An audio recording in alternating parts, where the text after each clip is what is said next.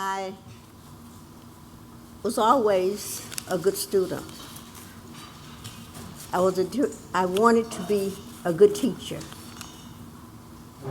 And throughout my career, I heard about Teachers College as being one of the best colleges for preparing teachers. So I always wanted to come to Teachers College. So the summer after I finished my college education, I came to New York to visit my uncle, who lived right on Morningside Avenue. So I came right through the park over to Teachers College. And I just fell in love with it.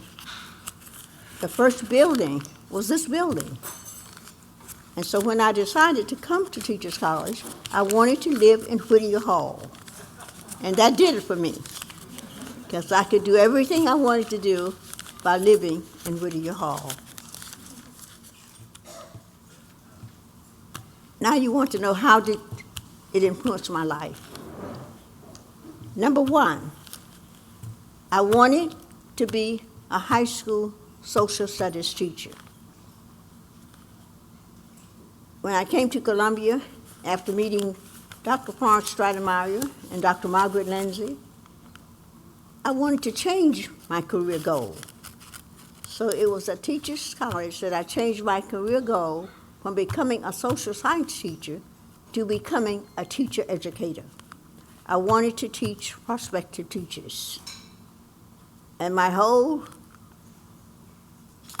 career has been built upon experiences in trying to be a good teacher educator.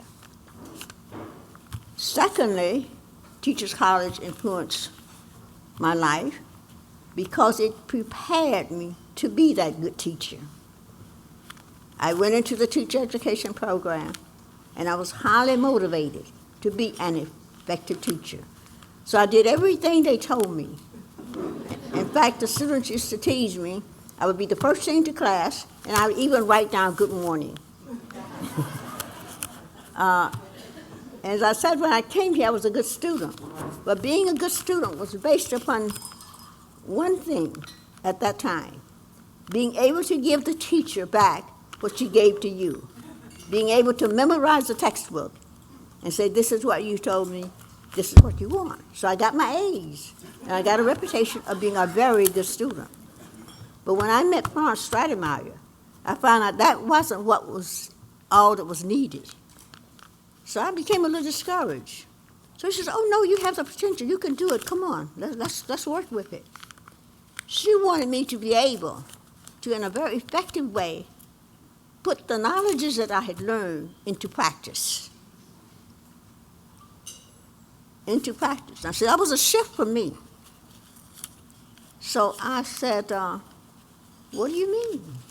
So she says, have you ever heard of behavioral objectives, performance-based objectives? I said, yes, I've heard of objectives. Well, I don't want you to put down what you want the child to know. I want you to put down what you want the child to understand, what you want the child to be able to do. I said, that's a shift. So you didn't get that information or that grade based upon saying this is what the author said. But the grade came from putting into practice what the author said. And that was a great shift to me in my whole educational career. So all of my experiences at Columbia were planned on the basis of, are you able to do what we're talking about? In the master's level, of course, the emphasis was upon the content, along with the clinical experience. But when I came back in 1955 to get my professional diploma, the emphasis was strictly on clinical experience. You have this knowledge, now what can you do with it? How are you going to determine that this prospective teacher has learned? What do you want him to learn, and how are you going to evaluate him?